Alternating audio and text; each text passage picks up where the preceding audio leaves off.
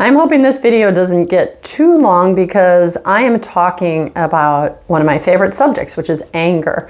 You might think that's crazy, but I have taught anger management for many years, and it's one of my favorite classes to teach.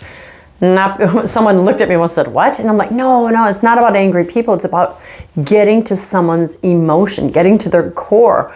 And I'm doing this as my part of the series. I'm talking about the virtues and the vices. So, one of the greatest virtues is meekness. And I think a lot of people misunderstand that. Well, it's paradoxical. It's opposite. Vice is anger. So I'm going to try to do my best and explain the difference. Because remember, whenever you want to lose a vice, it's best to strengthen the virtue.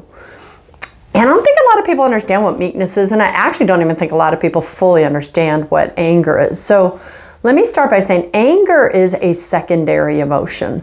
And that means there has to be a primary emotion that is uncomfortable or one, it's at the core of it, right? So many people with road rage, for instance, they honk their horn, they end up flipping the bird and stuff. It's not anger because, I'm just angry. It's anger because, how did that person make me feel? Well, and all the time I've taught this, that person will feel disrespected, they will feel, belittled, they'll feel whatever. And no one makes me feel that way. Or anger will come out when I feel stupid and I don't like feeling stupid. And I'm not going to tell you I feel stupid. It's like, I'm fine. Get out of my face. Woo. I have a grandson who kind of lets anger come out way before he lets other emotions out. So I'm trying to help them understand what is your primary emotion. Because anger, when you look at the virtues, some people just define it as a disordered state in which we take revenge on others or as an unfair opposition to a person or a thing. And that it can be. Sometimes if I'm angry at the world, I'll take it out on the world. I'll take it out on you. I'll take it out on who's ever in front of me, and that's not fair. And people don't like angry people. So I can't use a 10-minute video to help you understand how to get rid of your anger, though I would love to, because if you dig deep down, there's hurt. There's some of the primary emotions that cause anger. Hurt. Men, the number one emotion I've seen is weakness. I don't want to feel weak. I hate feeling weak. I'm not weak. And I'm like, ooh. So whenever they do feel weak and they're uncomfortable with it, they let anger out instead. So we could parse that for a long time, but anger is not bad in and of itself. It's the anger expression that is bad. Jesus got angry. So you're thinking, how can Jesus have any vices? That's why I'm trying to differentiate. Jesus didn't have any vices. Jesus expressed his anger in a proper manner about a situation that one should get angry about. If we don't get angry about some of the things we're seeing in the world right now, then we've got a problem. You don't get angry when you see a child mutilated at the age of, 5, 6, 7, 8, 9, because their parents think that they're born in the wrong body. Well, you should get angry about that. You should get angry about a lot of things going on in this world. But when you get angry about it, do you punch someone in the face? Or do you do something about it? See, righteous anger is not a vice. It's the anger that is expressed in a way that brings harm to someone else. And sometimes it brings harm to you when you're holding it in or you're breaking relationships so you can't let yourself love. So as you can see, I can talk about anger for quite some time, just to help us, first of all, understand when it's acceptable, but when it's not acceptable, when it is the vice. The thugs who walk around angry. Maybe they didn't have a dad at home and they were in a poor neighborhood and they eventually got into gangs. And those gangs, they're angry too, but that's where they feel accepted. And then they get angry at someone who is in their territory and they shouldn't. So that's not righteous. We need to lose that vice. And in order to lose a vice, we have to increase the virtue. So I'd like to give you an example of anger as a vice that we could fix. For instance, most of you watching my videos know that I work with standers. And I always have to say what it is. A stander is a person who is standing for marital reconciliation on their vows, death do us part, while their spouse is cheating on them, has left them, is leaving them, has divorced them, has had a child with someone else, so on and so forth. And the stander says, I'm still standing. Nothing you could ever do can make me love you less. But don't look at my standers as if they're born perfect. They get angry. They get angry at OW, code for other women. And a lot of times they don't want to get angry at their husbands. So they turn their anger on the other woman. She's a slut, she's a whore, she's whatever. And I'm just using women as an example. We have many men in our groups whose wives have left for other men. So the OWOM. And when you're standing, your prodigal spouse, the one who's left, will often send you an angry, nasty text or call.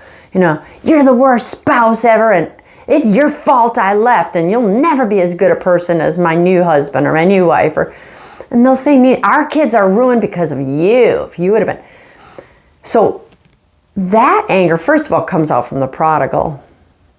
And they need to practice the virtue of meekness. But I'm not worried about them right now. I'm talking about one of the things I train my standers. So when I work with my standers, I always say, never respond to hatred and anger with hatred and anger. Because that's something that can latch onto. Satan just wants you to get angry in the vice kind of anger, the out of control kind of anger, so that he can say, yeah, I got you. But what my standers learn is when they get angry about the fact that their spouse left, they get angry about the fact that their spouse just used all their money and took the OW on a vacation, when he's been promising her he'd take her on a vacation, when they spent money on gifts for the OW or the OM, and they say that they have no money for child support.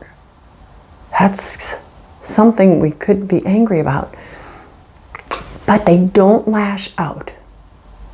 They practice instead, now here we go to the virtue, meekness. And most people are like, what really is meekness anyway? And some of you may have heard the phrase, meekness is weakness turned inside out. Because a good definition I read recently on meekness is that it is a self-control, not a weakness. Well, I'm going to get back to that. Self-control, not a weakness, which allows us to master our own emotions when we are attacked or when we are wronged. So let's think about this. Someone just attacks you and you respond with love or meekness, kindness. You don't respond to hatred and anger with hatred and anger. Is that weak? I mean, that takes the most freaking utmost self-control. That's meekness. Jesus was attacked. And he didn't respond by attacking people in return. He spoke the truth, but he used such obviously perfect self-control. That's meekness. Meekness doesn't mean a gay or effeminate or emasculated man. The meek man is the strong and muscular one, right? Who doesn't beat up other people. Meekness is the man, the average. You don't have to be strong and muscular, is my point. The man who, when other people would respond and lash out with a fist, they control their tongue. Do you know what kind of strength that takes?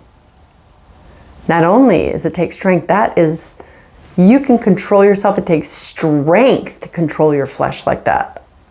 So I'm just trying to make the case that meekness is not weakness, because only the strongest of people can control their emotions, control themselves, control their behaviors, control their actions, especially when ugliness is being lobbed at you, especially when lies are being told about you, especially when you are faced with injustice. You think of Martin Luther King. I just saw the movie Till, about Emmett Till. And you think about some of the things our black brothers and sisters had to deal with in this country, and they didn't lash out. Ooh, wow. Jackie Robinson. I saw that movie too, because I love baseball. He was told by the owner of the team, can you handle it when they spit at you and throw things at you, and you just play good baseball? And so they had to prepare him with a great strength when others were trying to get him to quit and lash back out at their racist remarks. Jackie Robinson showed great meekness, because it's weakness turned inside out, right? Do you struggle with anger? I mean, I get it. I would love to help you. I would love to help you process when do you get angry? Is it against people? There's three things. It's either self, others, or the environment. Or do you get angry at certain situations, certain patterns, certain times of the day? I would love to help you break that down. And I'd love further to help you choose meekness instead. First, you have to get to the bottom of those emotions, process them, and then you can control yourself and your feelings and control those emotions that currently control you. You up for it? I am. I'd love to see you more virtuous. I'd love to see me more virtuous. We can work on this together. I'm Dr. Christine Bacon. Thanks for watching another Bacon Bit. And I'd love to remind you to live your life sunny side up.